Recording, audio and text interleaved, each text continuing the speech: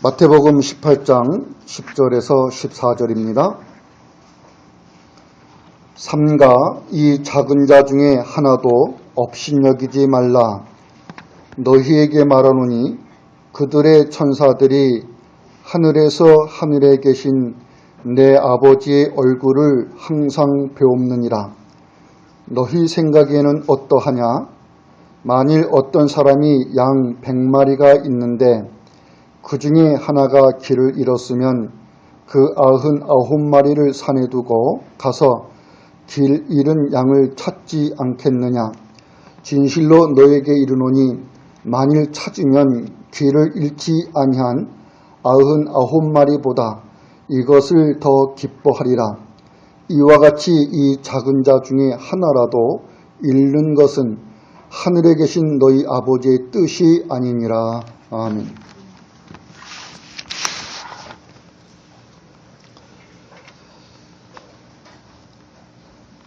예수께서 작은 자 중에 하나도 업신여기지 말라고 하십니다.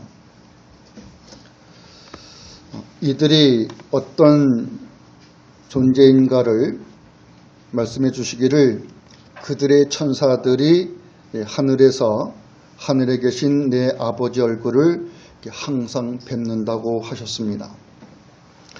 그리고 시작된 것이 양 100마리의 비유입니다. 우리가 양 100마리의 비유를 알기 위해서는 왜 이 비유를 말씀하셨는가, 그 의미를 알기 위해서는 우리가 앞에서 들어왔던 내용을 여러분들이 상기를 해야죠.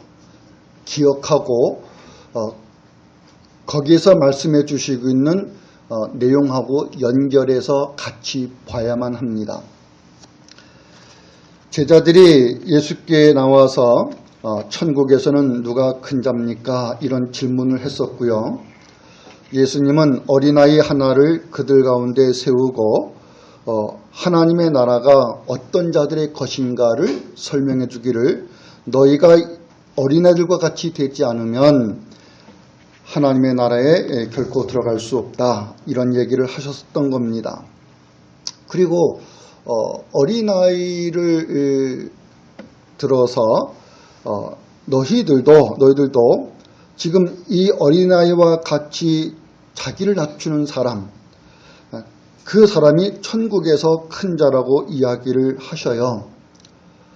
예수님은 자신의 이름으로 이런 어린아이 하나를 영접하면은 그것은 곧 나를 영접하는 것이라고 이야기를 합니다.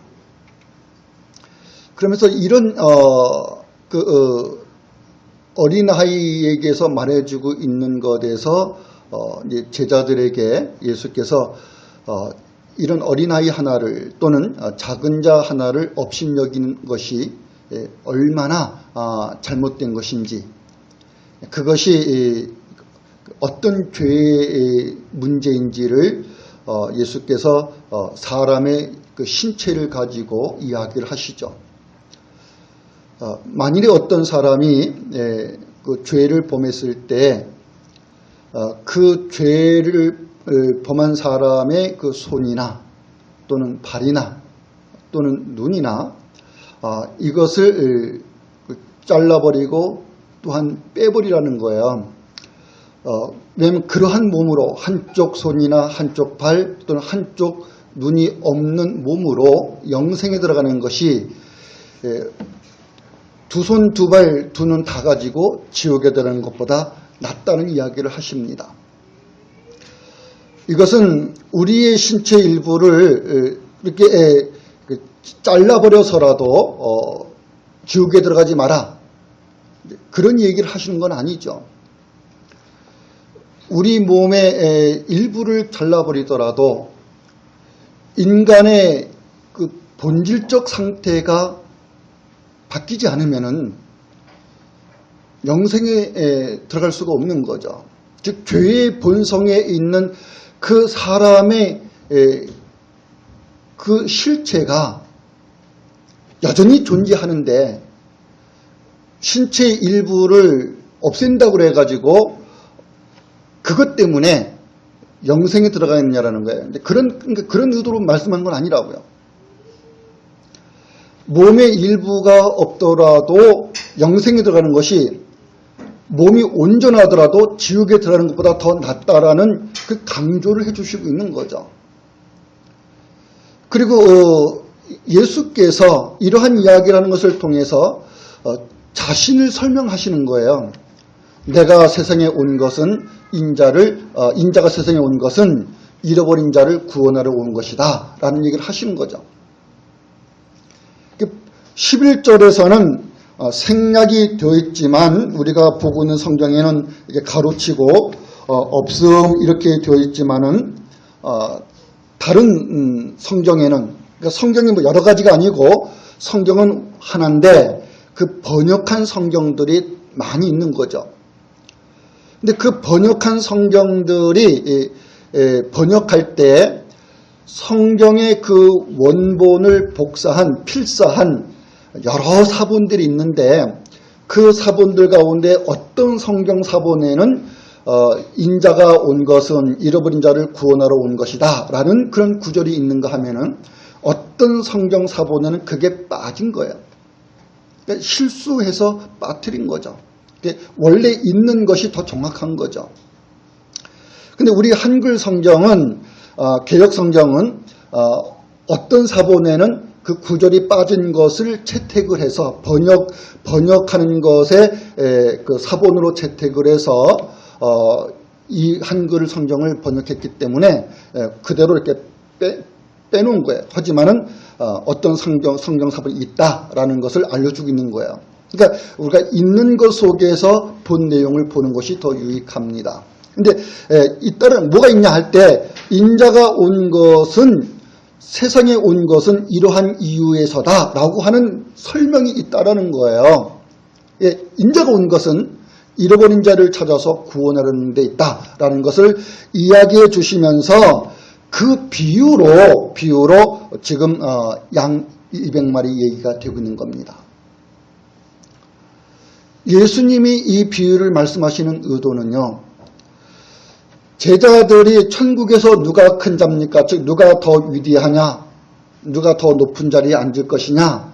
지금 이러한 것에 그들의 마음이 있는 것은 또 다른 그 동료에 있는 제자들을 업신여김에 있게 됩니다.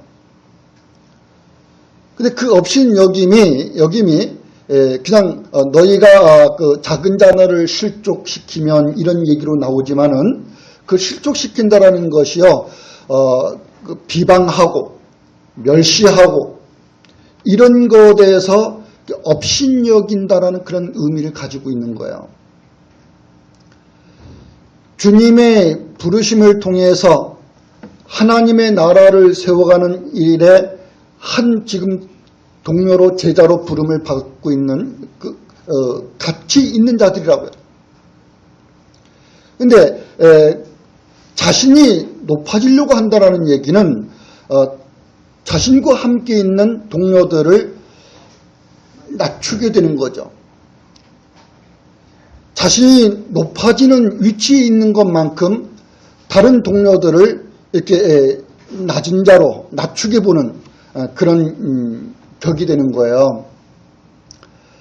근데 이러한 것은 제자들이 자신들이 하나님의 나라에서 높은 자가 되려는 이런 그 욕망을 지금 분출해 보이고 있는 건데 이것이 죄인 줄을 인식을 못하고 있다고요. 예수께서는 그것을 얘기하는 거죠. 너희들이 가지고 있는 하나님의 나라에서 높은 자가 되려고 하는 이런 욕망이라고 하는 것이 이건 죄의 본성에서 나오는 것인데 그 죄의 본성에 따라서 욕망을 분출하고 그래서 하나님 나라에서 높은 자가 되려는 이런 생각을 이야기하게 끄집어내게 되는 거예요. 그러나 이러한 것은 지금 제자들이 예수님에게 가져야 할 관심, 제자들이 예수님과 함께 있으면서 예수님에게 대하여 그들이 가져야 될 그 생각, 이건 거리가 먼 거라고요. 예수님은 지금 예루살렘에 올라가고 계십니다. 예루살렘을 지척에 두고 있습니다. 얼마 있으면 예수께서 사람들에게 버림을 받고 십자가에 달려서 죽음의 고난을 당하게 됩니다. 그러나 그 죽음의 고난은 예수께서 그 죽음 너머에 있는 부활의 생명을 지금 보고 있는 거예요. 예수님이 무엇 때문에 예루살렘에 올라가서 십자가에 달리실 것을 알면서도 불구하고 그 십자가에 달리시는 그 일을 하시느냐라는 거죠. 제자들은 그 이해에 있어야 되는 거예요. 근데 지금 제자들의 관심은 예수님이 죽음을 당하고 부활하신다는 그런 말씀을 들을 때 그 주의 나라에 임한다는 것에서 자신들이 주와 함께 그분의 나라에 있게 됐을 때 자신들이 어떤 위치에 있게 될 것인지, 자신들이 앉을 자리가 도대체 무엇인지 여기에 관심이 있다고. 이것은 예수님과 동행하는 지금 제자들이 있어야 할, 제자들이 예수님에게 가져야 할 그 관심과 그 생각에서 이건 멀어져 있는 거죠. 어떤 차원에서 멀어져 있냐 했었을 때 베드로가 예수님께 주님은 그리스도시고 살아계신 하나님의 아들이시라고 고백했을 때 예수님은 그런 그에게 자신의 교회를 세우실 것을 이야기하게 됩니다. 그리고 그 교회를 세워나가는 일을 위하여 예루살렘에 올라가게 되는 것으로 죽음과 부활이 있을 건데 베드로는 그거를 이해를 못하기 때문에 예수님을 만류하지요. 예루살렘에 올라가지 마세요. 올라가셔서 주께서 죽음을 당하신다고 하시는데 그러한 것을 자신들이 보고만 있을 수는 없다라는 거죠. 그렇게 내버려 둘 수는 없다라는 겁니다. 올라가서 그런 일을 당하시면 안 된다는 겁니다. 이러한 것에서 예수님이 베드로에게 지적한 이야기가 뭐냐면은 네가 사람의 일을 생각한다는 거였습니다. 하나님의 일을 생각하는 것 속에서 있어야 될 것인데 사람의 일을 생각하는 것에서 하나님의 일을 생각하는 것으로 예루살렘에 올라가시는 예수님의 그 가시는 길을 막고 나서는 만류하게 되는 이런 문제에 있다라는 거죠. 이러한 생각이 지금 여기 마태복음 18장에 이르기까지 계속되고 있는 거예요. 네가 하나님의 일을 생각하지 않고 사람의 일을 생각한다는 것 속에서 이건 베드로의 생각만이 아니고 야고보와 요한의 생각이기도 하고 그 모친의 생각이기도 하고 다른 동료 제자들의 생각이기도 하고 그러한 것은요 서로 높아지고자 하는 것 속에 자신들이 이렇게 낮아짐에 있게 되는 것을 원하지 않죠. 분해하죠. 예수님은 그것을 죄의 인식 문제로 다루는 거예요. 그리고 그 죄라고 하는 성격이 어떤 것이냐 했었을 때 죄라고 하는 것은 이건 하나님의 나라하고 거리가 멀죠. 거리가 멀다는 얘기는 하나님의 나라하고 상관이 없다. 죄라고 하는 것은 하나님의 나라하고 상관이 없어요. 하나님의 의 속에서 하나님의 그 의를 통해서 하나님의 나라가 생각이 되는 거죠. 예수님은 지금 제자들과의 대화 속에서 자신이 세상에 오신 목적을 드러내는 거예요. 내가 세상에 온 것은 잃어버린 자를 구원하려는 것에 있다. 그것 때문에 내가 지금 예루살렘에 올라가는 것이다. 예루살렘에 오서 내가 죽음을 당할 것이고 그러나 나는 3일 만에 부활할 것이다.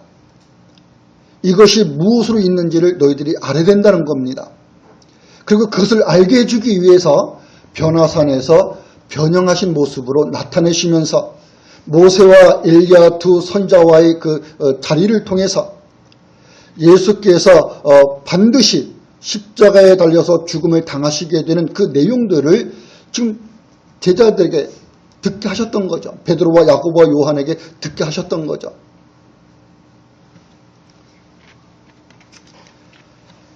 예수께서는 단순히 12 제자와의 문제로 이야기를 해나가고 있는 것이 아니고 그 제자들의 질문을 통해서 예수님은 세상의 온 전체의 목적을 가지고 이야기하는 거예요. 지금 제자들이 또 다른 제자들을 업신여김. 근데 그 제자라고 하는 이 무리 속의 한 사람, 예수님은 여기에 국한하지 않고요. 온 세상에서 예수께서 구원하실 그 자들로 이야기해 나가는 거죠. 예수님은 그 한 사람 한 사람을 좀 업신여기지 않아요. 예수께서 작은 자 하나를 업신여기지 않는다고요. 얘는 작은 자라고 하는 게 이게 한문으로 말하면 소자라고 이렇게 옛날 개혁성 소자라고 되어 있죠. 이 소자 중 하나라도 너희가 실족시키지 마라. 그때 이 소자라는 말이 작은 자, 어린아이 이런 얘기예요.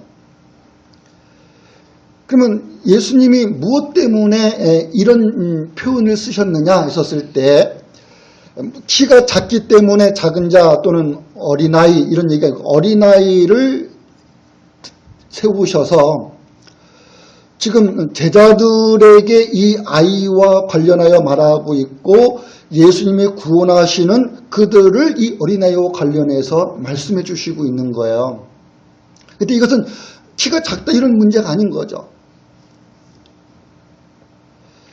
예수께서 이런 표현을 쓰셨을 때는 지금 세상의 관점에서 하나님의 나라에 관심을 갖고 예수님을 따름에 있는 이 자들을 이렇게 어린아이와 같은 그런 자로 취급한다고. 즉 별거 아닌 사람, 대수롭지 않은 사람, 그러니까 하나님의 나라에 관심 있는 사람들에 대해서 존귀 보고 그걸 높이 생각하는 것이 아니고 아무것도 아닌 것처럼 대수롭지 않은 것처럼 그렇게 여기게 되는 거예요. 그럼 예수님께서는요, 그렇게 어린아이처럼 다루고 있는 바로 그 어린아이들이 누구냐 했었을 때, 산상설교에서 우리가 보고 있는 사람들의 특징이 뭔가요? 예수님을 따르는 사람들의 특징이요. 하나님의 나라가 너희 것이다. 너희들은 참으로 행복하다. 근데 그 행복한 사람들이 뭐로 얘기해집니까? 심령이 가난한 자는 이렇게 얘기가 되는 거죠. 이때 심령이라는 것은 우리의 심정 또는 마음 이런 문제이고 너희가 하나님의 영으로 이런 얘기, 하나님의 영으로 가난한 사람은 여러분 이왕이면은 하나님의 영으로 부유한 사람은 이렇게 말해주면 더 좋잖아요. 하나님의 영은 너희가 아주 부유하다, 부자다. 근데 가난하다 이런 표현을 쓴다고.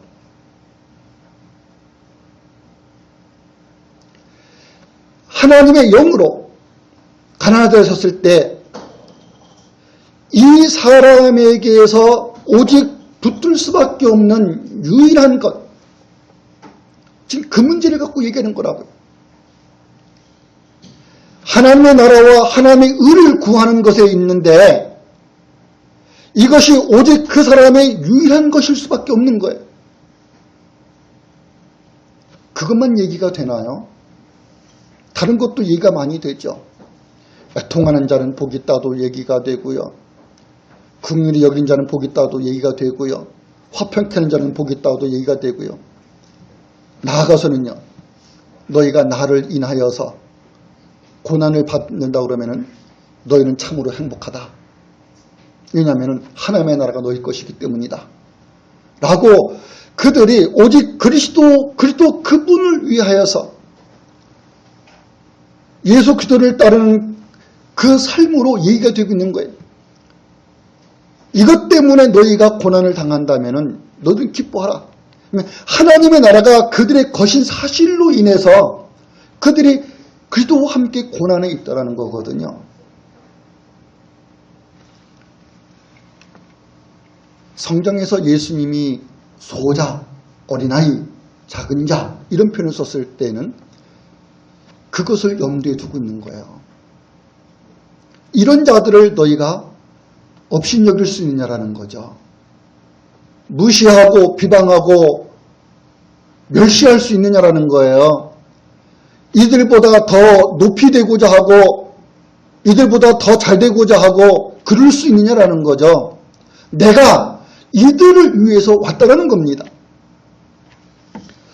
여러분 여기 양 100마리 이렇게 말해주죠. 너희 생각에는 어떠하냐? 너희 생각에는 어떠하냐? 무엇으로요? 이 작은 자 중에 하나도 없이 여기지 말라. 이들이 어떤 사람인데요? 너희에게 내가 말하는데 그들의 천사들이 하늘에서 하늘에 계신 내 아버지 얼굴을 항상 뵙는다. 그래. 여기에 자 내가 너희에게 말하는데 그들이 하늘에 계신 하나님 내 아버지의 얼굴을 항상 뵙는다. 이렇게 말하면은 좀 더 이해가 쉽죠. 근데 그렇지 않고 그들의 천사들이 이렇게 말했어요.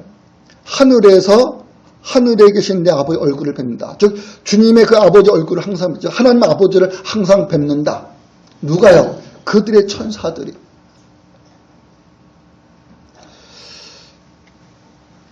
왜 이런 표현을 썼을까요?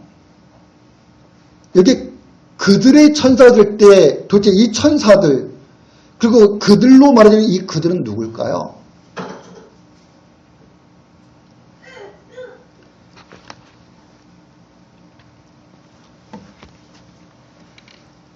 앞에서 말해주고 있는 이 작은 자 중에 하나도 없이 여기지 말라.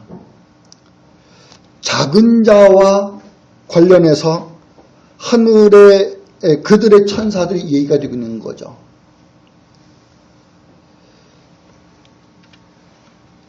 여러분 제가 여러분에게 질문해 볼게요. 여기서 그들의 천사들은 1번 하나님의 천사들이다. 2번 제자들의 천사들이다. 3번 하나님의 아들들의 천사들이다. 자, 어떤 거겠습니까? 지금 앞에서 작은 자 이 작은 자와 관련해서 말씀되고 있는 거라고 그랬습니다. 예수님은 이 작은 자를 12제자에 국한시키고 있는 것이 아니고 온 세상에서 구원하고자 하시는 자, 하나님이 예수들을 보내주셔서 구원하실 자, 지금 그들과 관련해서 말하고 있는 거니까 하나님의 아들들과 관련해서 말하고 있는 거라고요. 그러니까 여기 작은 자는 하나님의 아들들을 염두에 두고서 하고 있는 얘기예요. 그러니까 제자들에 국한되고 있는 천사들이 아닙니다. 근데 왜 그들의 천사를 이렇게 많이 썼을 때 지금 하나님의 아들들이 하늘에서 하늘에 계신 하나님 얼굴을 뵙는다 이렇게 말하면 이해가 빠른데 그렇게 말하지 않고 그들의 천사들이 하나님을 뵙는다 이렇게 말하고 있는 거예요. 항상. 그럼 천사라고 하는 존재는요. 하나님을 수종드는 자와 관련해서 말씀하고 있죠. 하나님의 곁에 있으면서 하나님의 일을 받들어 섬기는 그 하늘의 영들. 하나님의 곁에서 하나님의 일을 수종합니다. 즉 하나님을 항상 뵙는 자로 있는 것이 천사죠. 근데 이 천사들이 하나님의 곁에서 하나님의 일을 받든다고 그랬었을 때 도대체 천사들이 하는 일이 뭡니까?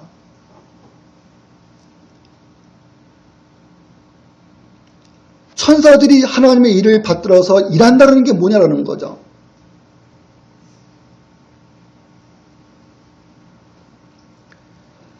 하나님이 갖고 계신 그 뜻 뜻을 받들어서 섬기는 것에 대해서 말씀되고 있는 거라고요. 근데 하나님이 가지신 뜻은 아들을 세상에 보내셔서, 즉 독생하신 예수 그리스도를 세상에 보내셔서 하나님이 택하신 백성들을 죄에서 구원하시는 겁니다.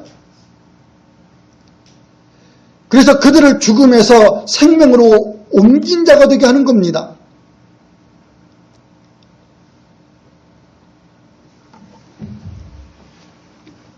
지금 그 뜻을 이루시기 위해서 독생하신 예수들을 보내셨고, 하나님의 곁에서 하나님을 받들어 섬기는 천사들이 일을 한다고 있었을 때, 그 일이라고 하는 것은 하나님이 하실 일을 받들어가는 거예요. 즉 독생하신 예수 그리스도께서 하시는 그 일에 천사들의 존재도 말해지는 거라고요. 이 천사들이 하늘에 계신 하나님 아버지와 항상 같이 한다는 얘기는 또한 하나님의 아들들과도 항상 같이 하는 존재로 말해지는 겁니다. 근데 그 하나님의 아들들이 하나님의 아들들의 그 존재로 있을 수 있기 위해서 누가 오셨냐면은 독생하신 예수 그리스도가 오셔서 하나님의 일을 해나가시는 거예요. 이 천사들은 하늘에 계신 하나님과 함께하는 존재입니다. 이 천사들은 또한 예수 그리스도와 함께하는 존재입니다. 이들은 예수 그리스도를 통해서 하늘에 있는 자이든지 땅에 있는 자든지 하나님의 아들들이 될 그들과 또한 함께하는 자들입니다. 그게 주의 천사들이라고요. 그러니 그들의 천사가 하늘에 계신 하나님을 항상 뵙는다는 얘기는 지금 천사들이 예수께서 작은 자 하나를 없인 여기지 아니하고 그들을 다 찾아서 구원하심으로 인해서 하나님의 아들들이 되게 하실 그 일, 여기에 천사의 존재가 같이 말해지고 있는 것이고, 하나님을 항상 뵙는다는 존재가 누구냐 했었을 때 그들의 천사만 본다는 얘기가 아니라 그들의 천사들이 하나님을 뵙는다는 얘기는 그 하나님의 일을 받들어서 하나님의 아들들이 될 여러분 모두가 하늘에 계신 하나님을 항상 뵙는 자로 있게 되는 거죠.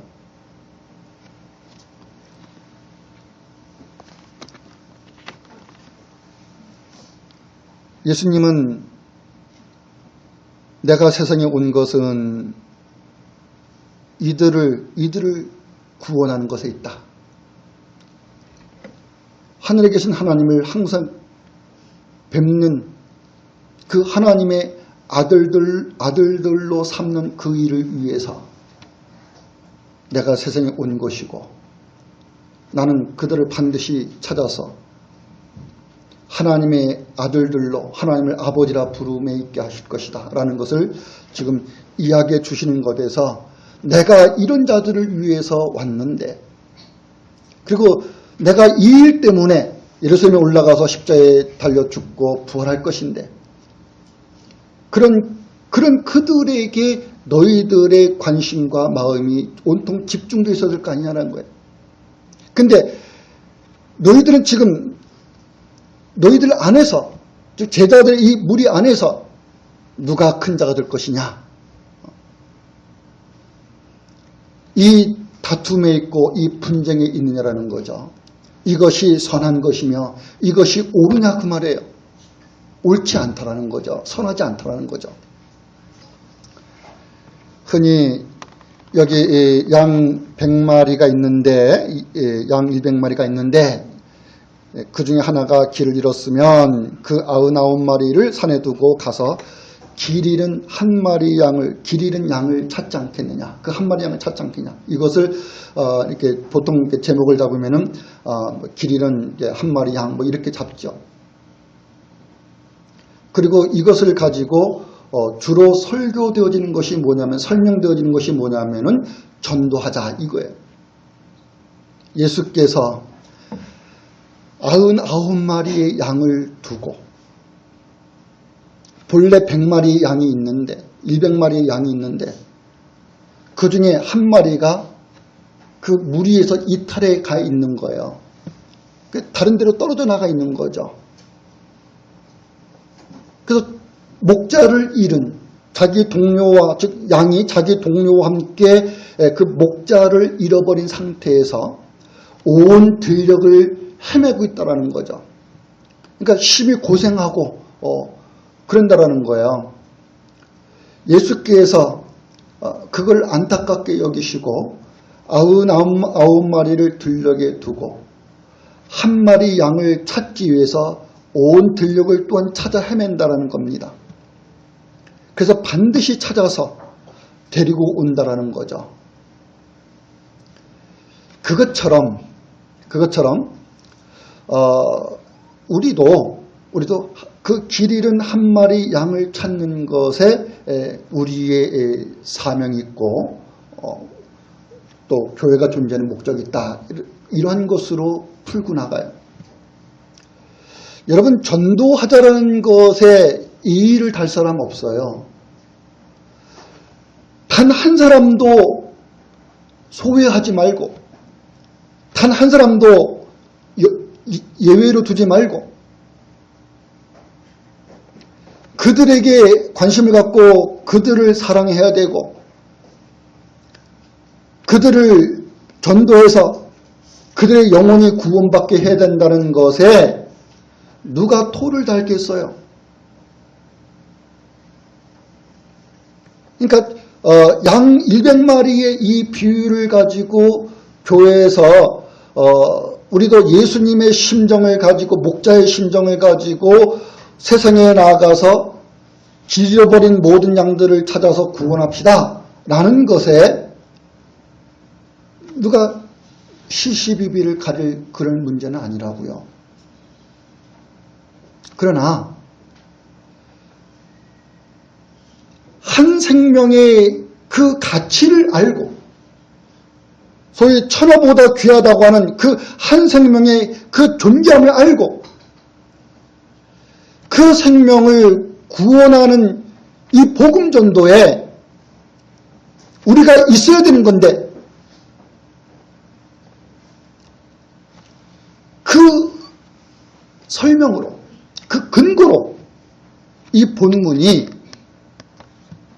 말해줄 수 있는 거냐 했었을 때 우리는 생각을 해봐야 되는 거죠.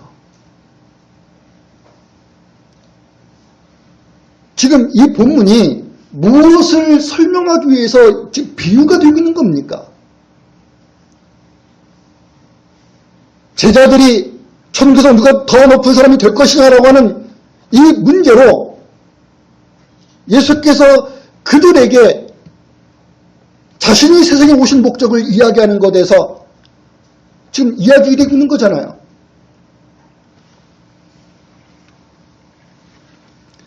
여러분, 제자를 비롯해서요, 예수께서 잃어버린 자를 구원하실 것에 있는 모든 사람들, 이들은 상하관계가 아니죠. 더 높은 자와 낮은 자, 이 관계가 아닙니다. 모두가 다 하나님의 나라에서 하나님의 그 보호와 살핌에 있는 하나님의 자녀들입니다. 항상 하나님을 그 뵙는 자들입니다.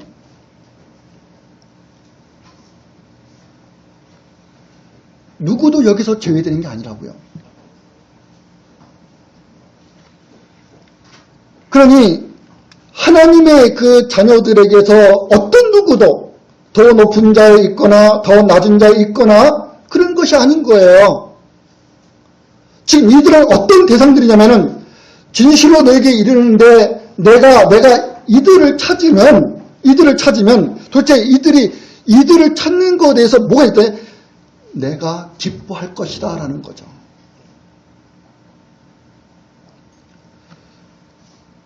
여러분 양 200마리가 있는데 99마리가 있어요. 지금 이들은 그 목동에 지금 살핌에 있는 거죠. 근데 한 마리가 떨어져 나가 있었어요. 길을 잃었어요. 여기서 내가 이 한 마리 양을 찾으면 99마리 양보다 더 기뻐할 것이다.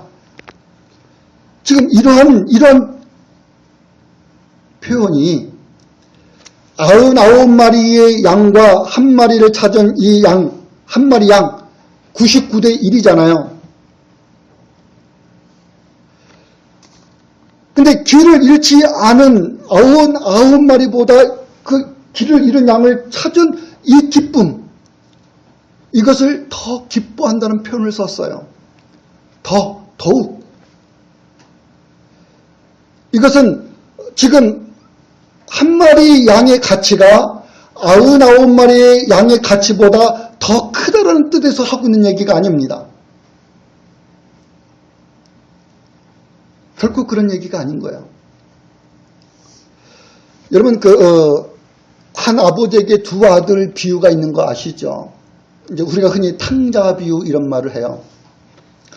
아버지에게 두 아들이 있는데 한 아들이 집을 나간 거예요. 아버지 저에게 돌아올 그 재산, 그 분깃 이거 저에게 미리 주세요. 이런 거예요.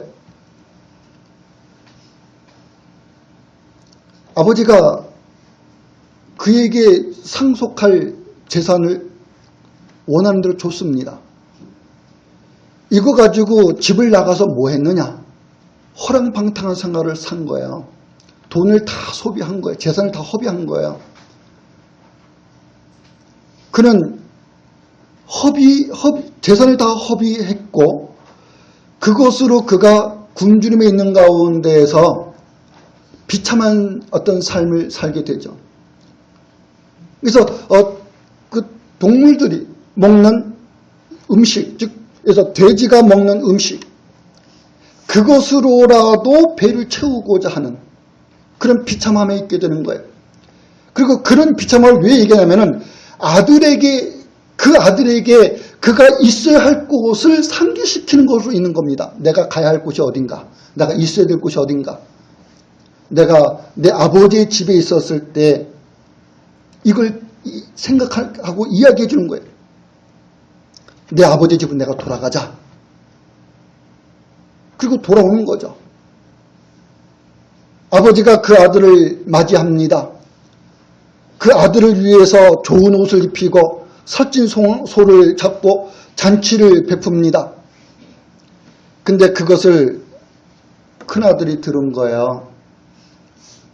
아버지는 내가 지금 아버지와 함께 있는데도 불구하고 나를 위해서 좋은 옷을 사서 입히지 않고 나를 위해서 살찐 소를 잡아서 이렇게 잔치를 베푼 일이 없는데, 그래 집을 나간 그리고 허랑방탕한 삶을 산 이 동생을 위해서는 이렇게 좋은 옷을 입히고 살찐 송아지를 잡아서 좋은 음식을 먹이고 아버지가 어떻게 이럴 수 있는가 하고 서운해하는 거죠. 그때 아버지가 하는 얘기가 뭐냐면요. 아들아, 너는 항상 나와 함께 있고 내 모든 것이 다 너의 것 아니냐라는 거죠. 나와 항상 함께 있으면서 나의 것을 가지고 네가 지금 누리고 있는 거 아니냐 그 말이에요. 그러니 항상 나와 함께 있으면서 누릴 기쁨을 다 누리고 있다는 거죠. 그러나 이내 아들은, 둘째 아들은 내가 잃었다가 찾았고 이런 얘기 하는 거예요. 이 아들을 위해서 내가 좋은 옷 지금 입혀주고 살찐 송아지 하나 잡아서 지금 먹여주고 이거 당연한가? 이거 옳은 거 아니냐? 너는 항상 나와 함께 나의 집에서 먹고 마시며 나의 것을 가지고 너는 항상 매일마다 누리고 있다는 거죠. 근데 이 둘째 아들은요. 그동안 많은 세월을 그가 허랑방탕한 생활 속에서 그가 비로소 깨달은 것, 내가 있어야 될 것, 내 아버지 집, 이거란 여기서 아버지가 첫째 아들과 둘째 아들의 차이를 두고 있는가요? 아니라고요. 본문도 마찬가지입니다. 99마리보다 이것을 더 기뻐하리라고 했었을 때 한 마리 양에 99마리보다 더 가치를 두고 더 무게를 두고 그러는 게 아니에요. 99마리보다 더 사랑하고 더 애정을 갖고 더 돌본다 그런 얘기가 아니라고요. 이 한 마리 양도 99마리 양과 함께 동일하게 하나님의 나라에서 하나님을 항상 뵐자로 있어야 될 것. 내가 그 아들을 찾았다라는 거예요. 그래서 내가 어찌 기뻐하지 않겠느냐. 이런 얘기죠. 그래서요, 지금 예수님은 이 양 100마리 비유를 가지고 해주고 싶어 하는 이야기가 뭐냐면요.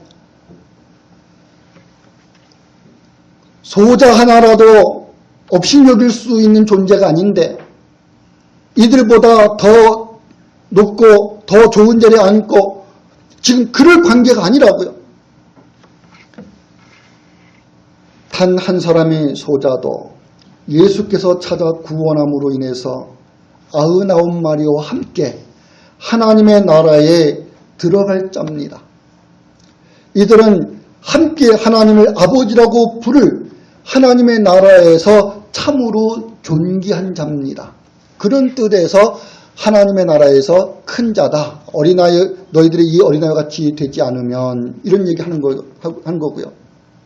이들이 하나님의 나라에서 큰 자다라는, 이때 예수님 말씀하고 있는 큰 자라는 것은 높고 낮음 상하관계에서 얘기하고 그런 힘의 어떤 그 크기가 갖고서 얘기하는 것이 아니고 권력의 차이를 갖고 얘기하는 것이 아니라 하나님의 나라에서 이들이 큰 자라고 하는 얘기는 이들이 하나님의 나라에서 존귀한 자다 그런 얘기라고요.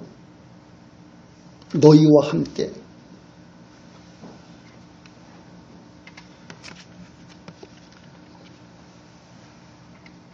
그래, 예수께서는 지금 자신이 예루살렘에 올라가서 십자가를 통해서 구속하실 자들, 이들이 하나님의 나라에서 어떻게 존귀한 자들인지 그 얘기 해주고 싶어 하는 거예요. 그리고 이 이야기를 통해서 오늘 여러분들에게 말씀해 주시는 것이 뭐겠어요?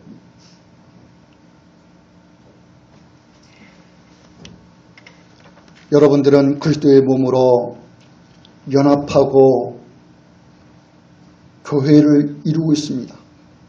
그리스도의 몸으로 연합하고 있는 교회를 이루고 있습니다. 바울은 이 교회를 하나된 생명의 몸, 곧 한 몸으로 말해 주었어요. 하나된 생명의 몸, 한 몸, 하나된 몸, 오직 하나의 몸이. 그리스도인은 그리스도의 몸의 일부인 각 지체들입니다. 이것은 손 하나가 잘려나가고 발 하나가 잘려나가도 되고 눈 하나가 뽑아져 나가도 되고 그럴 수 있는 성격의 존재가 아닌 거예요. 여러분, 우리가 비록 우리 육체에서, 우리 육신에서 손과 발 이게 잘려나가고 눈이 하나 뽑혀지고 이런 장애를 갖고 있는 불구의 몸으로 우리가 영생에 들어갈지라도 영생에 들어가 있는 우리 몸의 상태가 그런 몸으로 결코 존재하지 않습니다.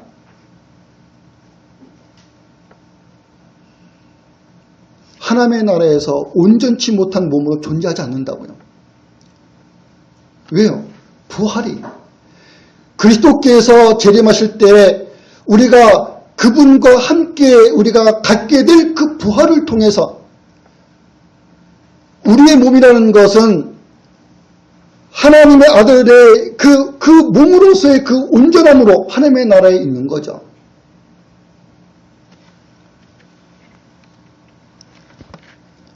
우리는 개인에게서만 온전함을 말해주고 있는 것이 아니고 하나님의 나라에서도 그 온전함이 함께 말해주고 있는 거예요.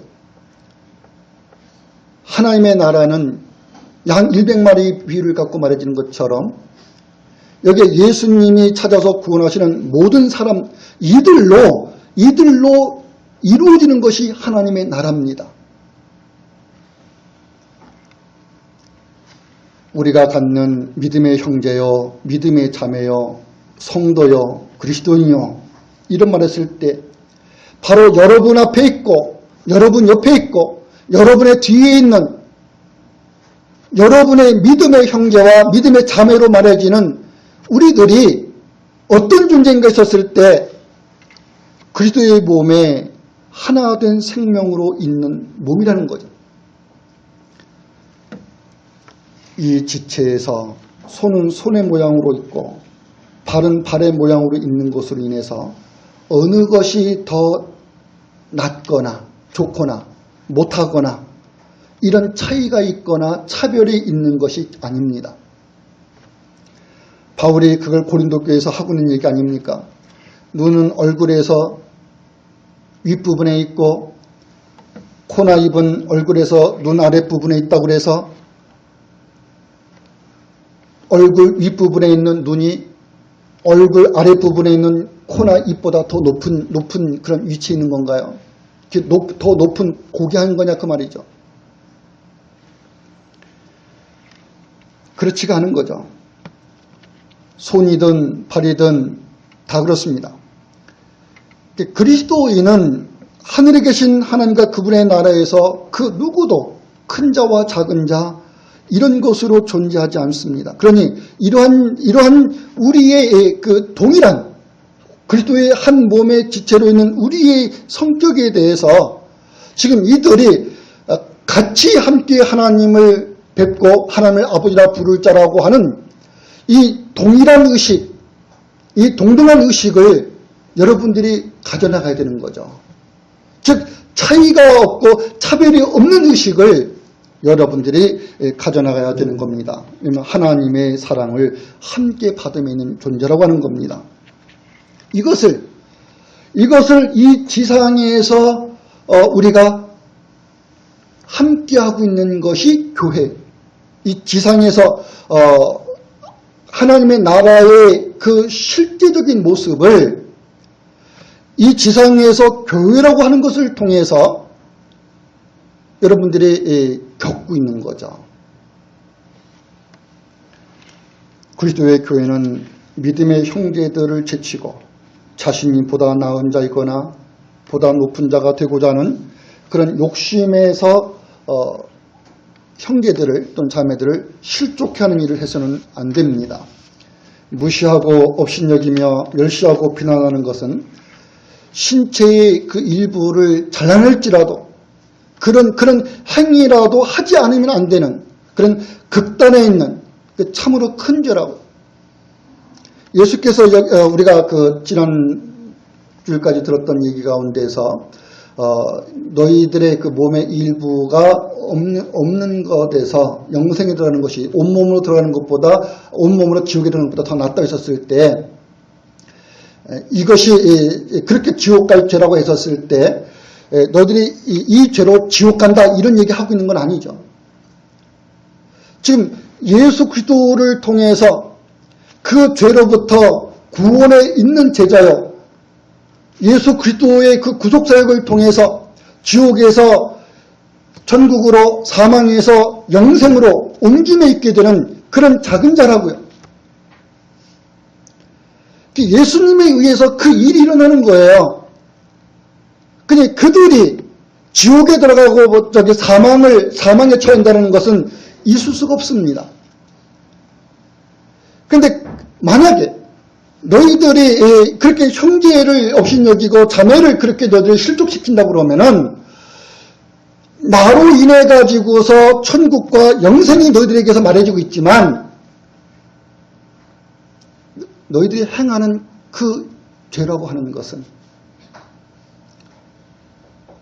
그건 지옥에 들어갈 그 죄에 있는 성격이다. 이거 얘기해주고 있는 거죠. 그러니까 그 너희들이 해야 될 일이 아니다. 이런 얘기라고요.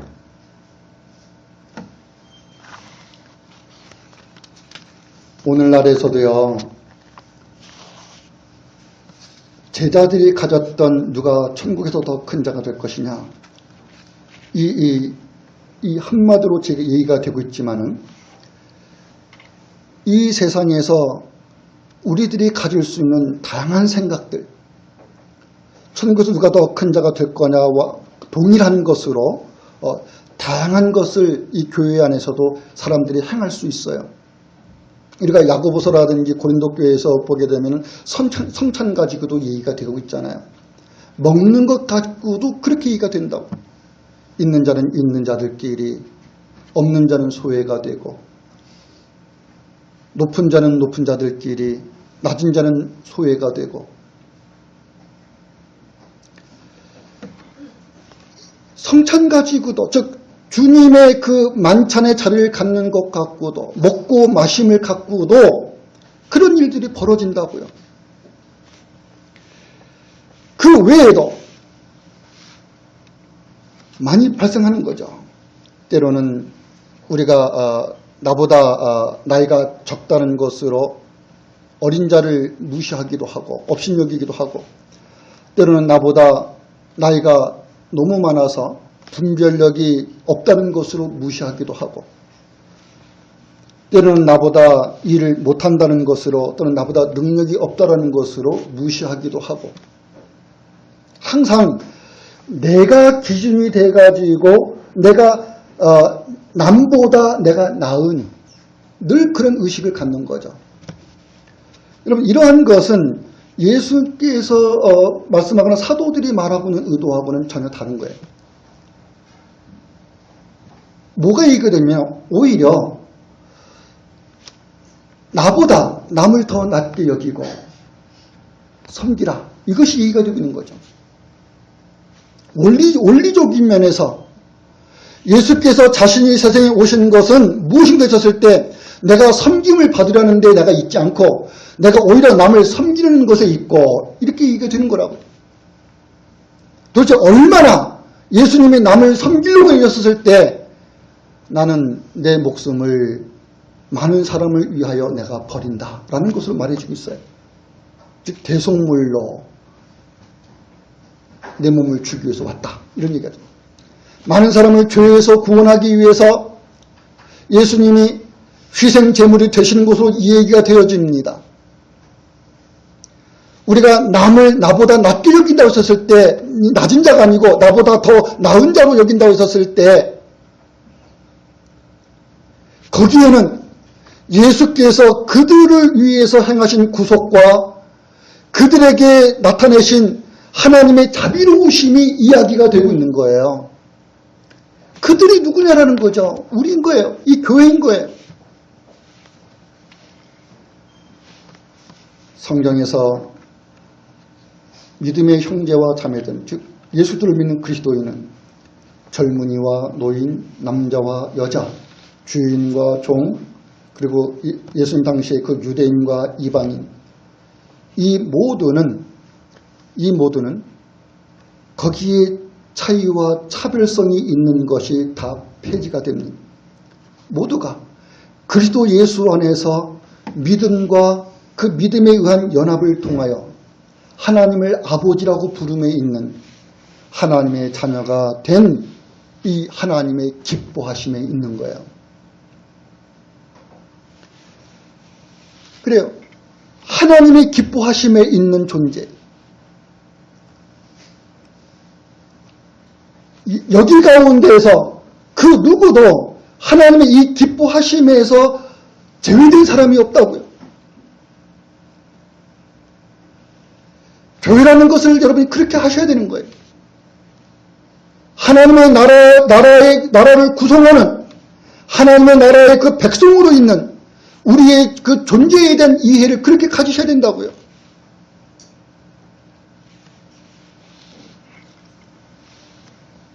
내 몸과 같이 사랑하며 각각 나보다 남을 낮게 여기며 섬김에 있습니다. 예수 그리스도께서 머리가 되신 이 교회로 계시기 때문에 예수님이 이 교회의 머리로 계시지 않고 사람이 교회의 머리로 있으면요, 이 일이 절대 안 일어나요. 나보다 남을 더 낮게 여기는 일 절대 안 일어난다고요. 사람이 머리로 있는 한에는. 예를 들어서요, 우리 그 교회에 여러 직분이 있죠. 목사도 있고, 장로도 있고, 집사도 있고, 교사도 있고, 또는 다른 일을 하는 사람도 있고, 성도도 있고. 성도로서 목사요, 성도로서 장로요, 성도로서 집사요, 성도로서 교사요, 성도로서 이런저런 일을 하는 봉사자입니다. 여기는 성도로서라고 하는 것이 항상 깔려 있는 거예요. 근데 목사가 최상위에 있고 그 다음 계열에 장로가 있고 그보다 좀 낮은 자로 집사가 있고 그보다 더 낮은 자로 교사가 있고 그런 거 아니죠. 이 계급관계가 아니라 계급관계, 상하관계가 아니라고. 근데 사람이 머리로 있으면요, 즉 교회의 주인으로 목사가 있으면은 이 교회는 상하관계가 형성돼요. 주종의 관계가 형성돼요. 그러면 목사가 교주가 되는 거예요. 장로가 권세자가 되고 집사가 힘 있는 자가 됩니다. 성도 가운데서 일 잘하는 사람이, 지혜로운 사람이, 즉 그들이 이 교회를 운영해 나가는 것에서 지혜롭고 슬기 있고 똑똑한 사람이, 그 사람이 더 높은 자리에 있다고요. 교회는 결코 그럴 수 있는 교회가 아닌 거예요.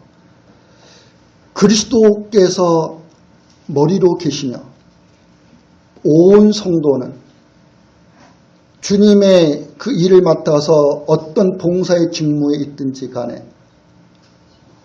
온 성도는 그리스도와 하나 된 지체에 있는 믿음의 형제요 자매라고 불려지게 되는 겁니다.